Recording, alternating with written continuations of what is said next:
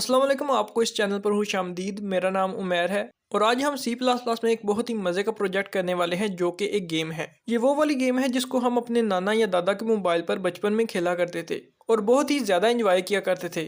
अगर आपको अभी भी नहीं पता चला तो मैं आपको बता देता हूँ कि इस गेम का नाम है स्नेक ज़ेनज़िया। इस गेम का लॉजिक ये था कि इसमें एक सांप था जो मुख्तलिफ किस्म की बाज को खाकर बड़ा हो जाता था और जब वो खुद को काटता था तो गेम ओवर। तो आज हम बिल्कुल यही लॉजिक सी प्लस प्लस में इम्प्लीमेंट करके इस गेम को डेवलप करने वाले हैं। मुझे उम्मीद है कि आपको ये वीडियो बहुत ही पसंद आने वाली है क्योंकि इसमें आपकी बचपन की यादें भी ताज़ा हो जाएंगी। तो चलें अब हम इस प्रोजेक्ट को शुरू करते हैं। अब मैं आपको इस प्रोजेक्ट का आउटपुट बता देता हूँ ताकि आपको ये समझने में आसानी हो सके कि आपका प्रोजेक्ट किस तरह दिखेगा। तो आप देख सकते हैं कि हमने अपने इस प्रोजेक्ट को बहुत ही सिंपल कंसोल बेस बनाया है। इस प्रोजेक्ट पर आप गौर करें तो आप देख सकते हैं कि हमने अपने बॉर्डर्स को वर्टिकल बार से बनाया है, जबकि स्नेक का हेड हमने कैपिटल लेटर ओ और इसकी टेल को हमने स्मॉल लेटर ओ से बनाया है। इसके अलावा जो वो फ्रूट खाएगा उसको हमने एस्टेरिक के साइन से रिप्रेजेंट किया है। तो जैसा कि आप देख सकते हैं कि हमने अपने इस गेम को 2 डायमेंशनल बनाया है, तो इसके लिए आपको एक्स एक्सिस और वाई एक्सिस का नॉलेज थोड़ा बहुत होना चाहिए क्योंकि हम अपने इस बोर्ड पर जो भी चीज़ ट्रैक करेंगे वो एक्स एक्सिस और वाई एक्सिस की मदद से ही कर पाएंगे। तो चलें अब हम अपनी कोडिंग को शुरू करते हैं। इस प्रोजेक्ट के अंदर हम विजुअल स्टूडियो कोड का इस्तेमाल करेंगे। इसके अलावा आप सी लाइन या विजुअल स्टूडियो को भी इस्तेमाल कर सकते हैं। तो सबसे पहले मैं अपना प्रोजेक्ट बना लेता हूँ। तो यहाँ पर मैं क्रिएट फाइल के आइकन पर क्लिक करता हूँ तो अपने प्रोजेक्ट का नाम रखता हूँ snake king dot C P P. क्योंकि हमने सी प्लस प्लस में बनाना है तो इसकी extension dot C P P होती है। इसको मैं जूम कर लेता हूँ ताकि आपको क्लियर दिखे। यहाँ पर मैं लाइब्रेरीज को ऐड कराऊंगा जो मैं अपने प्रोजेक्ट में यूज़ करने वाला हूँ। सबसे पहले मैं आईओ स्ट्रीम को ऐड करा देता हूँ। इसके बाद मैं कोनियो डॉट एच को ऐड कराऊंगा। कोनियो डॉट एच की मदद से हम गेट सी एच के फंक्शन को एक्सेस कर पाएंगे। इसके अलावा स्लीप के फंक्शन को एक्सेस करने के लिए मैं विंडोज़ डॉट एच को ऐड करा लेता हूँ। जिन फंक्शंस का नाम मैंने अभी आपको बताया है, अगर आपको ये पहले से पता है तो वेल एंड गुड, वरना इसी वीडियो के अंदर मैं इनको एक्सप्लेन कर दूंगा। इसके बाद यूजिंग नेम स्पेस एसटीडी लिख दिया है और नीचे हम मेन फंक्शन को बना लेते हैं। मेन फंक्शन के अंदर सबसे पहले हम अपनी इनिशियल स्क्रीन को बना लेते हैं जिसके अंदर हम यूज़र से पूछेंगे क्या आप गेम स्टार्ट करना चाहते हैं या नहीं। इसके लिए मैं एक बोर्ड बना लेता हूँ जिसके अंदर गेम का नाम शो होगा और ये बोर्ड बिल्कुल टॉप पर शो होगा। इसके बाद मैं यूज़र से इनपुट लूँगा क्या वो गेम स्टार्ट करना चाहता है या नहीं। तो चलिए मैं इसको जल्दी से ड्रा कर लेता हूँ। तो ये मेरा बोर्ड ड्रा हो चुका है। तो अब मैं यूज़र से इनपुट लूँगा। तो इनपुट लेने के लिए मैं लिखूँगा प्रेस एस टू स्टार्ट। तो इसके लिए मैं स्टार्ट को सी एन के अंदर लिख दूँगा। तो स्टार्ट का मैंने वेरिएबल नहीं बनाया हुआ तो इसका सबसे पहले मैं वेरिएबल बना लेता हूँ और इसकी डाटा टाइप को मैं करैक्टर रख दूँगा क्योंकि मैंने यूज़र से एक करैक्टर इनपुट लेना है। इसके बाद मैं कंडीशन लगाऊंगा जिसके अंदर मैं ये लिखूंगा अगर स्टार्ट एस है तो फिर मेरी गेम स्टार्ट हो, वरना ना हो। तो इसके लिए मैं इफ़ के अंदर start equal equal to S लिखता हूँ। तो अगर यूज़र ने एस इनपुट किया तो ये ब्लॉक के अंदर चला जाएगा, जिसको मैं चेक करने के लिए यहाँ पर गेम स्टार्ट लिख दूंगा। इसके बाद मैं अपने इस प्रोजेक्ट को सेव करके रन करता हूँ। तो आप देख सकते हैं कि मैंने यहाँ पर एस इनपुट किया तो गेम स्टार्ट शो हो रहा है। अब मैं यहाँ पर उन फंक्शंस और वेरिएबल्स को लिखूंगा जो मैं अपने प्रोग्राम में यूज़ करने वाला हूँ। सबसे पहले मैं डायरेक्शन इनम बनाऊंगा जिसके अंदर मैं स्टॉप, लेफ़्ट, राइट, अप और डाउन लिखूंगा जो कि मेरे स्नेक की डायरेक्शंस होंगी। और इस डायरेक्शन का मैं एक ऑब्जेक्ट बना लेता हूँ जो कि डायर होगा। गेम की स्टेट के लिए मैं एक गेम ओवर नाम का वेरिएबल बनाऊंगा जिसकी डाटा टाइप बूलियन होगी, जिसमें हम ये स्टोर कराएंगे क्या हमारी गेम ओवर है या नहीं। इसके बाद हम स्नेक का बोर्ड ड्रा करेंगे। तो बोर्ड ड्रा करने के लिए हमें हाइट और विड्थ नाम के वेरिएबल्स डिफाइन करने पड़ेंगे। तो इसके लिए मैं हाइट रख लेता हूँ 20 और विड्थ भी 20 रख लेता हूँ। यहाँ पर मैं एक्सिस के वेरिएबल्स बनाऊंगा जिसमें मैं ये स्टोर कराऊंगा कि मेरे स्नेक का हेड बोर्ड पर किस जगह पर मौजूद होगा। एक्स एक्सिस के लिए हेड एक्स और वाई एक्सिस के लिए हेड वाई है। इसी तरह फ्रूट के एक्सिस के लिए भी वेरिएबल्स बना लेता हूँ जो कि फ्रूट एक्स और वाई हैं। इसके बाद स्कोर को स्टोर कराने के लिए स्कोर का वेरिएबल बना लेता हूँ। इसके बाद मैं टेल लेंथ नाम का वेरिएबल बनाऊंगा जिसके अंदर मैं स्नेक की टेल की लेंथ स्टोर कराऊंगा। इसके अलावा जितने भी वेरिएबल्स रहते हैं वो मैं प्रोग्राम की ज़रूरत के मुताबिक बना लूँगा। अब मैं फंक्शन बनाता हूँ। फंक्शन में सबसे पहले मैं सेटअप का फंक्शन बनाऊंगा कि मेरा इनिशियल स्टेज पर जब प्रोजेक्ट रन हो तो मेरा सेटअप कैसा होना चाहिए। इसके बाद मैं अपने सेटअप को ड्रा कैसे करूँगा और फिर मैं इनपुट लेके اپنے لاجک امپلیمنٹ کیسے کروں گا؟ تو یہ میں نے 4 فنکشنز یہاں پر بنا دیے ہیں، انہی فنکشنز کو میں اپنے سارے پروگرام میں یوز کروں گا۔ اب میں یہاں سیٹ اپ کو کال کر لیتا ہوں، کیونکہ ہمارا پروگرام جب رن ہوگا تو وہ سیٹ اپ اف کنڈیشن کے اندر امپلیمنٹ ہوگا۔ ابھی میں نے سیٹ اپ کی باڈی نہیں بنائی تو میں ان کے لیے ایک رف باڈی بنا لیتا ہوں۔ ان تمام فنکشنز کی باڈی کو میں ایمپٹی رکھوں گا جن پر میں امپلیمنٹیشن بعد میں کروں گا، تاکہ بعد میں ہمیں کوئی ایرر فیس نہ کرنا پڑے۔ تو یہ میری 4 فنکشنز بن چکے ہیں۔ اس کے بعد میں سیٹ اپ کو سب سے پہلے امپلیمنٹ کروں گا۔ یہاں پر میں نے گیم اوور کو فالس رکھ دیا ہے۔ سیٹ اپ کے فنکشن کے اندر میں اپنے پروگرام کی انیشیل سٹیج بتاؤں گا کہ جب یوزر پہلی مرتبہ ایسے انپٹ کرے تو اس کو کیا انوائرمنٹ ملے۔ سب سے پہلے سنیک کو سٹاپ کرنے کے لیے میں ڈائریکشن کو سٹاپ سیٹ کر دوں گا۔ اس کے بعد میں اپنے سنیک کو بالکل سینٹر شو کرنے کے لیے ہیڈ ایکس کے اندر وڈتھ ڈیوائیڈڈ بائی 2 سٹور کر دوں گا، اور اسی طرح ہیڈ وائی کے اندر ہائٹ ڈیوائیڈڈ بائی 2 کر دوں گا، جس سے میرا سنیک بالکل سینٹر پہ شو ہوگا۔ سنیک گیم کے اندر فروٹ کہیں سے بھی رینڈملی شو ہو جاتا ہے، تو اس کے لیے میں رینڈ فنکشن کا یوز کروں گا، اور میں اسی لیے فروٹ ایکس کے اندر رینڈ پرسنٹیج وڈتھ سٹور کراؤں گا، اور فروٹ وائی کے اندر میں رینڈ پرسنٹیج ہائٹ سٹور کراؤں گا۔ اس کے بعد میں سکور کو انیشیلی 0 پہ سیٹ کر دوں گا۔ تو اب یہاں تک ہمارا سیٹ اپ کا فنکشن امپلیمنٹ ہو چکا ہے۔ اس کے بعد میں وائل لوپ لکھتا ہوں جس کے اندر میں لکھوں گا گیم اوور ناٹ آپریٹر کے ساتھ، کیونکہ سیٹ اپ کے فنکشن میں نے گیم اوور کو فالس سیٹ کیا تھا، تو اس کے لیے میں نے یہاں پر ناٹ آپریٹر کا یوز کیا ہے۔ تو یہ لوپ اس وقت تک چلے گا جب تک گیم اوور کی ویلیو ٹرو نہ ہو جائے۔ گیم اوور کی ویلیو اس وقت تک ٹرو نہیں ہوگی جب تک سنیک خود کو بائٹ نہ کر لے۔ تو یہ چیز ہم لاجک کے فنکشن میں دیکھیں گے۔ اب ہم یہاں پر باقی فنکشنز کو کال کر لیتے ہیں اور پھر ایک ایک کر کے ان کو امپلیمنٹ بھی کر لیں گے۔ اب میں یہاں پر سلیپ کے فنکشن کو کال کر دیتا ہوں جو کہ windows.h کا فنکشن ہے، جو ہمارے لوپ کو سلو کر دے گا، جس سے ہمیں گیمنگ کا اور بھی زیادہ اچھا ایکسپیرینس ملے گا۔ اس کے بعد میں سسٹم CLS کو کال کر دیتا ہوں جو ہماری پچھلی سکرین کو ریموو کر دے گا، اور ہم اپنی اگلی سکرین کو اسی جگہ پر پرنٹ کر سکیں گے۔ سیٹ اپ کے فنکشن کے بعد میں اب ڈرا کے فنکشن کو امپلیمنٹ کر لیتا ہوں۔ ڈرا کے فنکشن کے اندر میں سسٹم CLS کو کال کر لوں گا تاکہ میرا جو پچھلا ٹیکسٹ ہے وہ ختم ہو جائے۔ یہاں پر میں نے /t اس لیے یوز کیا ہے تاکہ میرا بورڈ کچھ سپیس کے بعد ڈرا ہو۔ اس کے بعد میں گیم کے اپر بارڈر کو ڈرا کرنے کے لیے یہاں پر فار لوپ لگاؤں گا، جو کہ میں 0 سے لے کے width -8 تک چلاؤں گا۔ اس کے بعد میں سی آؤٹ کے ذریعے ورٹیکل بارز کو پرنٹ کرا دوں گا۔ یہاں میں ہر سیکشن کے اوپر ایک کمنٹ لکھوں گا جس سے آپ کو یہ کلیئر ہو جائے گا کہ یہ والا سیکشن یہ والا ٹاسک پرفارم کرے گا۔ جس طرح یہ میں نے لکھا ہے اپر بارڈر، تو اس سے آپ کو کلیئر ہو جائے گا کہ یہ والا فار لوپ اپر بارڈر ڈرا کرنے کے لیے یوز ہوا ہے۔ اب میں یہاں پر سی آؤٹ اینڈر لکھ لیتا ہوں تاکہ میرا اگلا سیکشن نیکسٹ لائن پہ پرنٹ ہو۔ اب ہم سنیک، فروٹ اور سائڈ بارز کو پرنٹ کرنے کے لیے ایک فار لوپ بنا لیتے ہیں۔ اس فار لوپ کو ہم 0 سے لے کے ہائٹ تک چلائیں گے، اور اس فار لوپ کے اندر ہم ایک اور فار لوپ لگائیں گے جس کو ہم 0 سے لے کے width تک چلائیں گے۔ اس کی مین وجہ یہ ہے کہ ہم یہاں پر 2D بورڈ ڈرا کرنا چاہتے ہیں، تو یہ نیسٹڈ لوپ ہمیں ایکس ایکسس اور وائی ایکسس دونوں پرووائڈ کر دیں گے۔ اب ہم پہلے لوور بارڈر کو ڈرا کر لیتے ہیں۔ تو لوور بارڈر کو ڈرا کرنے کے لیے میں اپر بارڈر کو کاپی کر کے نیچے پیسٹ کر دوں گا۔ اب میں اس فار لوپ کے اوپر کمنٹ لکھ دیتا ہوں کہ اس فار لوپ میں کیا کیا پرنٹ کروں گا۔ تو میں اس فار لوپ کے اندر سنیک پرنٹ کروں گا، فروٹ پرنٹ کروں گا، اور اس کے علاوہ میں جو سپیس بچ جائے گی اس کو پرنٹ کروں گا، اور اس کے ساتھ ساتھ میں سائڈ بارڈرز کو بھی پرنٹ کروں گا اسی فار لوپ کے اندر۔ تو یہ سارا کچھ ڈرا ہم اسی فار لوپ کے اندر کریں گے۔ اس کے بعد میں سب سے پہلے لیفٹ سائڈ بارڈر پرنٹ کروں گا، تو اس کے لیے میں if کنڈیشن کے اندر لکھوں گا if j = 0۔ اس کا مطلب ہے جب بھی ہماری ایک نیو لائن شروع ہو تو ہمارا بارڈر پرنٹ ہو، کیونکہ انر فار لوپ میں ہم نے j کی ویلیو 0 رکھی ہوئی ہے۔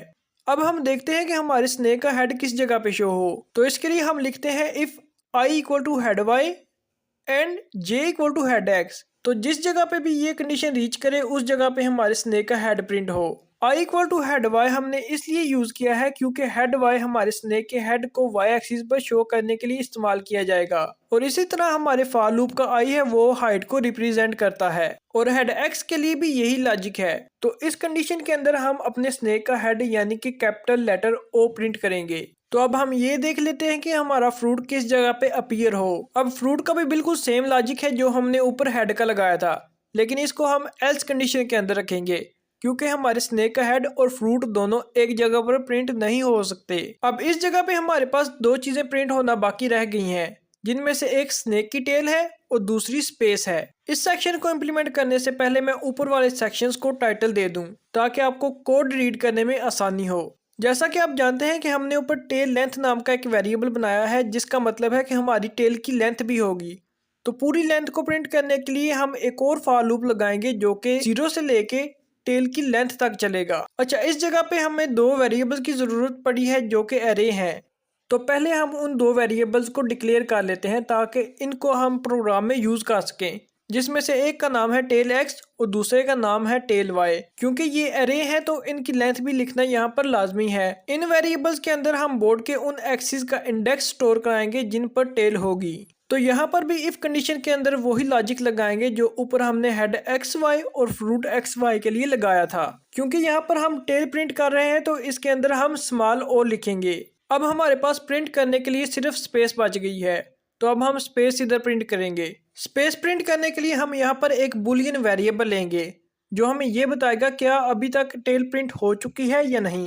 اگر نہیں ہوئی تو اس جگہ پہ ہم سپیس پرنٹ کریں گے۔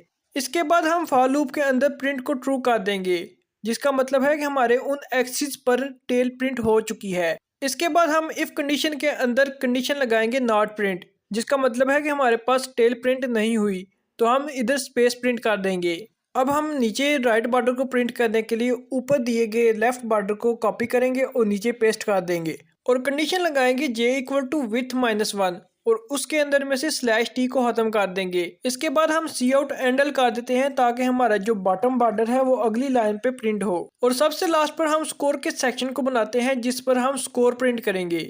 اب ہم یہاں اپنے پروگرام کو رن کرتے ہیں اور یہاں پر سسٹم CLS کو کمنٹ کر کے نیچے game hour = true کر دیتے ہیں تاکہ ہم صرف اس کو ایک ٹائم ایگزیکیوٹ کر کے اپنے بورڈ کو دیکھ سکیں کہ یہ کیسا بنا ہے۔ تو اب میں اس کو رن کرتا ہوں تو آپ دیکھ سکتے ہیں کہ پروگرام رن ہو چکا ہے۔ اب میں اس میں ایس انٹر کرتا ہوں تو یہ میرے پاس بورڈ ڈرا ہو کر آ گیا ہے۔ اب میں اس کو تھوڑا سا زوم آؤٹ کرتا ہوں تاکہ یہ کلیئر دکھ سکے۔ تو اب تک ہم نے اپنے دو فنکشنز کو امپلیمنٹ کر لیا ہے۔ سب سے پہلے ہم نے سیٹ اپ کے فنکشن کو امپلیمنٹ کیا تھا، اس کے بعد ہم نے ڈرا کے فنکشن کو امپلیمنٹ کیا ہے۔ اب ہم ان پٹ کے فنکشن کو امپلیمنٹ کرتے ہیں۔ تو ان پٹ کے فنکشن کے اندر ہم کنٹرول کو مینیج کریں گے۔ کنٹرول سے مراد ہے کہ ہمارا سنیک لیفٹ، رائٹ، اپ، ڈاؤن کیسے جائے گا۔ تو اس کے لیے ہم سوئچ سٹیٹمنٹ کو یوز کریں گے۔ سوئچ سٹیٹمنٹ کے اندر ہم گیٹ ch کے فنکشن کو کال کر دیں گے جو ہمارا یوزر سے ایک کریکٹر ان پٹ کرے گا۔ یہ یوزر سے کریکٹر ان پٹ کرنے کے بعد کیس کے ساتھ میچ کرے گا۔ اگر یوزر A ان پٹ کرے تو ہمارے سنیک کی ڈائریکشن لیفٹ ہو جائے، اسی طرح اگر یوزر W ان پٹ کرے تو ہمارے سنیک کی ڈائریکشن اپ ہو جائے، اسی طرح اگر یوزر D ان پٹ کرے تو ہمارے سنیک کی ڈائریکشن رائٹ ورڈ ہو جائے، اور S ان پٹ کرنے پر ہمارے سنیک کی ڈائریکشن ڈاؤن ورڈ ہو جائے۔ ابھی ہم نے ان پٹ کے فنکشن کو بس اتنا ہی بنایا ہے، بعد میں ہم اس میں ایک چھوٹی سی چیز بھی ایڈ کریں گے۔ اب ہم لاجک کے فنکشن پر چلتے ہیں جو کہ بہت ہی زیادہ امپورٹنٹ بھی ہے۔ جس طرح ہم نے ڈرا کے فنکشن میں کوئی بھی لاجک نہیں لکھا تھا، اسی طرح ہم لاجک کے فنکشن میں کوئی بھی چیز ڈرا نہیں کریں گے۔ سب سے پہلے میں سنیک کی ٹیل کا لاجک لکھتا ہوں۔ اس سے پہلے میں آپ کو ٹیل کا کنسیپٹ دیتا چلوں۔ اوپر میں نے دو ویریبلز نئے بنائے تھے جن میں سے ایک ٹیل ایکس تھا اور ایک ٹیل وائی تھا، اور یہ ایرے ویریبلز تھے۔ ان کو ہم نے ایرے اس لیے بنایا ہے کیونکہ ہمارے سنیک کی جو ٹیل ہوگی وہ ایک سے زیادہ کریکٹرز پر مشتمل ہوگی، تو ان سب کریکٹرز کے ایکسز سٹور کرانے کے لیے ہم نے ٹیل ایکس اور ٹیل وائی ویریبلز بنائے تھے۔ اس کے بعد ہم یہ دیکھ لیتے ہیں کہ یہ لاجک ورک کیسے کرے گا۔ سنیک کی ٹیل ہیڈ کو فالو کر کے آگے بڑھے گی۔ جیسے جیسے سنیک کا ہیڈ آگے بڑھتا جائے گا تو ٹیل بھی انہی ایکسز پہ آگے بڑھتی جائے گی، اور اسی طرح ٹیل کا ہر ایلیمنٹ اپنے سے اگلے ایلیمنٹ کو فالو کر رہا ہوگا۔ اب ہم باقی کا لاجک کوڈنگ کرتے وقت سمجھیں گے۔ یہاں پر مجھے کچھ نئے ویریبلز بنانے کی ضرورت پڑے گی جن میں سنیک کی کرنٹ ٹیل کے ایکسز کو سٹور کرا لوں گا۔